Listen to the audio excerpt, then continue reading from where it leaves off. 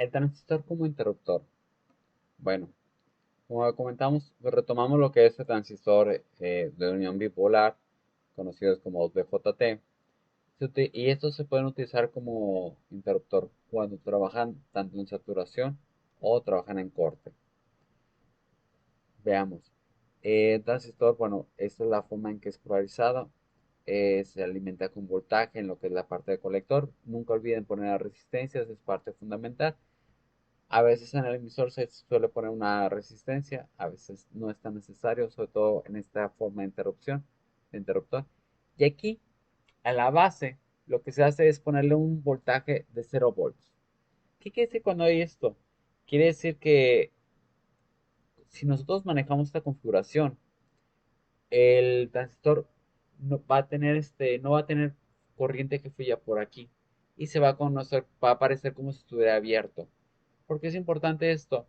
Porque acuérdense que en lo que viene siendo la simbología, a ver si, porque acuérdense que dentro de lo que decíamos, este es NPN, acuérdense, NPN, que no penetra.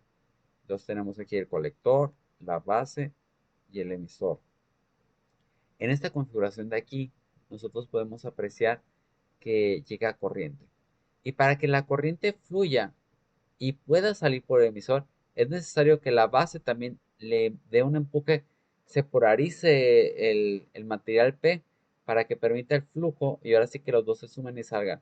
Pero si no está polarizado, no hay corriente que fluya, entonces toda la corriente, la carga se queda aquí y no permite salir.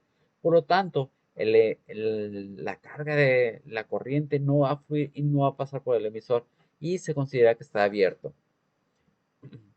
Aquí, bueno, aquí en la descripción, ¿no? Existe idealmente un circuito abierto en la unión colector-emisor. O sea, de aquí a acá, pues como estoy abierto. Idealmente siempre hay una pequeña fuga, pero bueno.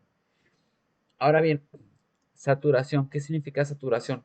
Saturación va todo lo contrario. ¿Y qué es? Bueno, anexamos una que es todo lo contrario. Es meter el corriente de colector normalito, pero ahora la base, en vez de darle 0 volts, le voy a dar un chorro de voltaje, un chorro de corriente. Entonces, pues así como que, uy, se supercarga y llega como al extremo. Entonces, se considera como que, vamos a ver,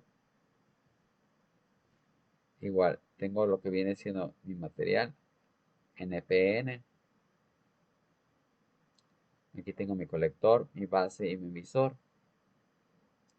Entonces, viene la corriente de carga. Yo aquí le estoy dando demasiado carga.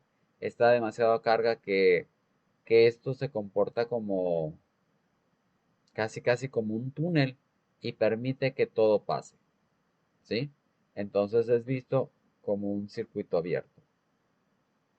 Perdón, como un circuito abierto, como un circuito cerrado, porque toda la corriente va a fluir sin problema. Y entonces se conoce esto como saturación.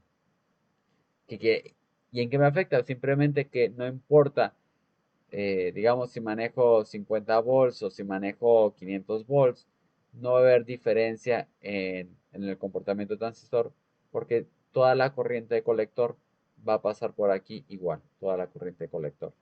No hay variación, no se va a sumar la corriente de la base. Entonces vamos a repasar.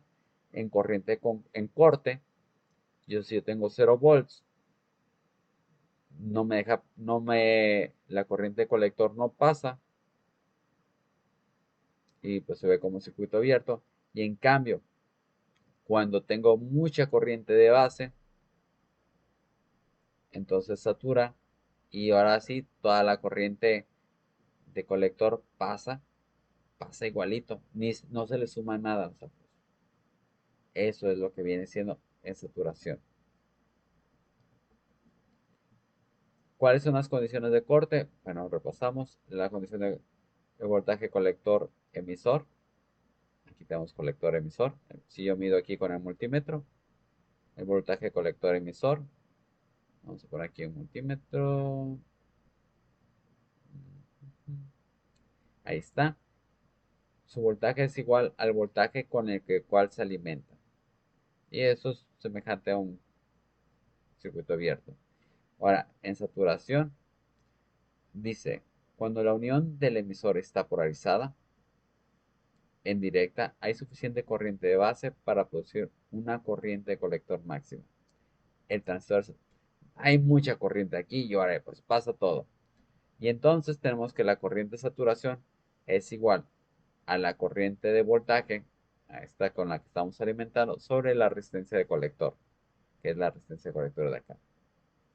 Y pues bueno, aquí muestran eh, unos pequeños valores. Bueno, vemos que la corriente de colector saturada es como la corriente de base mínima, viene siendo igual a la corriente de colector saturada sobre la beta. Ujú. Y pues bueno, aquí hacen operaciones para calcular lo que viene siendo el valor de las resistencias que nos pueden dar eso.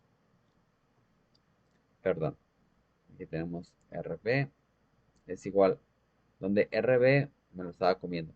RB estamos hablando de la resistencia de la base, es igual al voltaje de entrada. El voltaje de entrada suele ser este voltaje de aquí, menos 0.7, que viene siendo el valor del diodo que hay dentro del transistor. Todo esto sobre la corriente de base.